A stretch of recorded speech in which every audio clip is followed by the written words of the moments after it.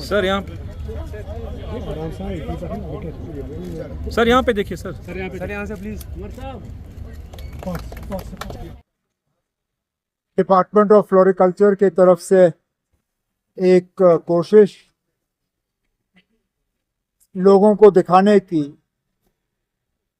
कि किसी भी चीज को जो है दोबारा इस्तेमाल किया जा सकता है अगर कि आपकी वो सोच हो। यहाँ पे अगर आप घूम के देखें तो आपको अजीब अजीब चीजें दिखेंगी जिनका आप अंदाजा नहीं कर सकते थे कि उनको किसी बाग में इस्तेमाल किया जाएगा। कहीं पे ट्रैक्टर, कहीं पे स्कूटर, कहीं पुरानी जीप, एम्बेसडर कार, यहाँ तक कि मैंने फ्रिज एक देखा जिस फ्रिज में इन्होंने पौधे लगाए हैं और उस पुराने फ्रिज को सजाया हुआ है।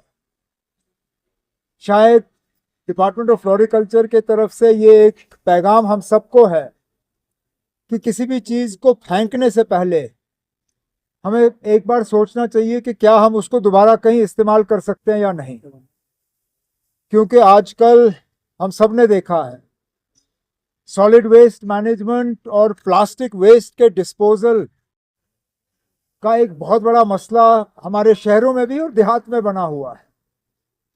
अब हर रद्दी के पीस को हम सजावट के तौर पे इस्तेमाल तो नहीं कर सकते, वो मैं मानता हूं, लेकिन अगर कहीं रिसाइकलिंग और रीयूज की गुंजाइश है तो अगर इस बाग से वही पैगाम हम ले जाएं कि जहां तक हो सके हम बैग्स को दोबारा इस्तेमाल करें। अब क्या मजबूरी है कि हर बार जब हम दुकान में जाएं तो हम दुकानदार से एक नई प्लास्टिक बैग लें? क्यों ना पहले ही अगर हमें मालूम है हम दुकान में सामान लेने जा रहे हैं तो घर से हम एक प्लास्टिक बैग लेके जाएं, ताकि हमें प्लास्टिक बैग दुकान से लेके उसको फिर नाली में फेंकने की जरूरत ना पड़े। यही इस बाग के पीछे मकसद है और उम्मीद करता हूं कि लोग आएंगे और इस बाग का जो है मजा लेंगे।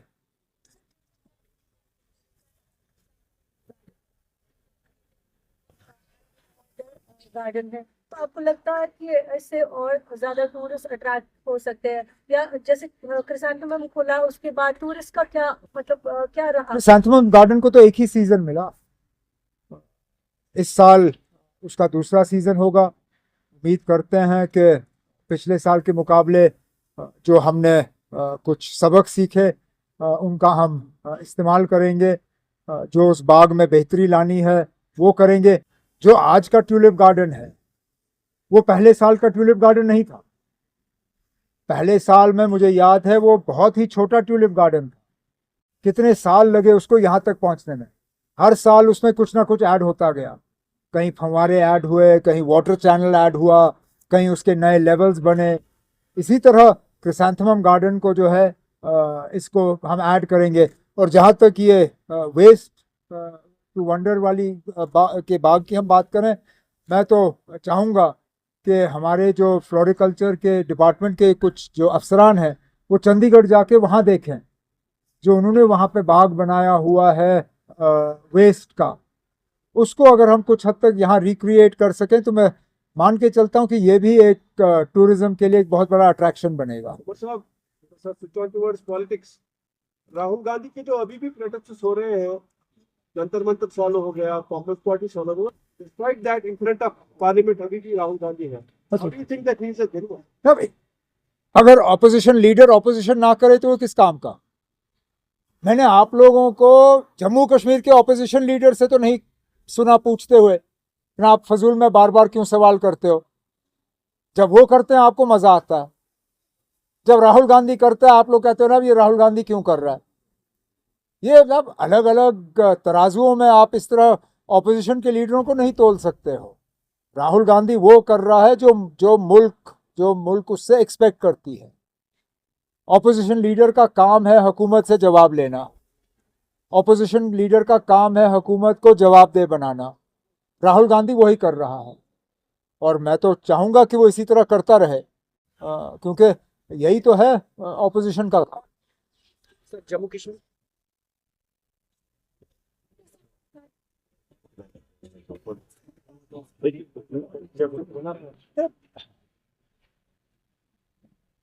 बढ़ती हुई आबादी का एक बहुत बड़ा नतीजा ये रहता है कि ज़मीन पे दबाव ज़्यादा बनता है।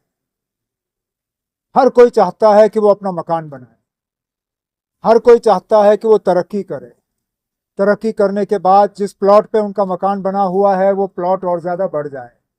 हमारी कोशिश है कि दोनों चीज़ें बैलेंस हों। हम लोगों से कह नहीं सकते कि आप मकान मत बनाओ, लेकिन हम लोगों से ज़रूर कहते हैं कि जितना कम ज़मीन आप इस्तेमाल कर सकते हो करिए, क्योंकि ज़मीन एक बार गई उसके बाद हम दोबारा वापस ला नहीं सकते हो। हम बिजली और पैदा कर सकते हैं, हम पानी बना सकते हैं, हम बहुत सी चीज़ें कर सकते हैं, लेकिन अगर ज़मीन गई तो गई, उस ज़मीन को दोबारा हम वापस ला नहीं सकते। तो एक बैलेंस तरीके से एक डेवलपमेंट भी हो, लोग अपने मकान भी बनाएं, लेकिन उसके साथ साथ हम अपने ग्रीन स्पेसेस को जितना ज़्यादा बचा सकें हमें बचाना चाहिए। अच्छा, यहाँ के जो जम्मू कश्मीर के जो LOP है उन्होंने भी एक रिसेंटली बयान दिया और उसमें उन्होंने कहा कि कश्मीर में या जम्मू कश्मीर में इस्लाम जो है वो ताकत के जोर पर आया। तो वो भी बन गया।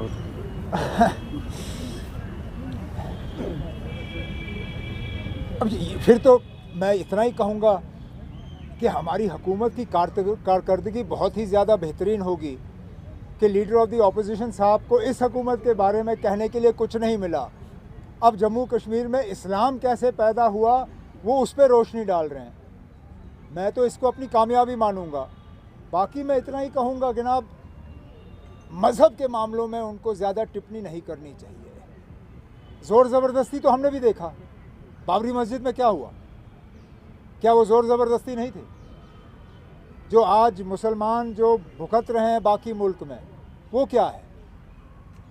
तो ठीक है ना, अब उसके जो हालात हैं वो अपनी जगह, लेकिन लोगों के जज्बात के साथ उनको खिलवाड़ नहीं करना चाहिए। लीडर ऑफ द ऑपोजिशन है, लीडर ऑफ द रिलीजन नहीं है। वो रिलीजियस बातें जो हैं वो रिलीजियस लीडर तक छोड़ें, उनको अपनी बात जो है सियासत तक ही मौजूद रखनी चाहिए। सर, किश्तवाड़ में बड़ा ही दिलखराश और हम उम्मीद करेंगे कि इंतज़ामिया खासकर लॉ एंड ऑर्डर की वो इसमें जल्द से जल्द पेशरफ्त करें और अपनी पूरी कार्रवाई कम वक्त के अंदर अंदर मुकम्मल करें, और जो भी उसमें गुनहगार पाए जाए अपनी कार्रवाई जो है उसको वो कंप्लीट करें। और कुछ चलें, थैंक यू।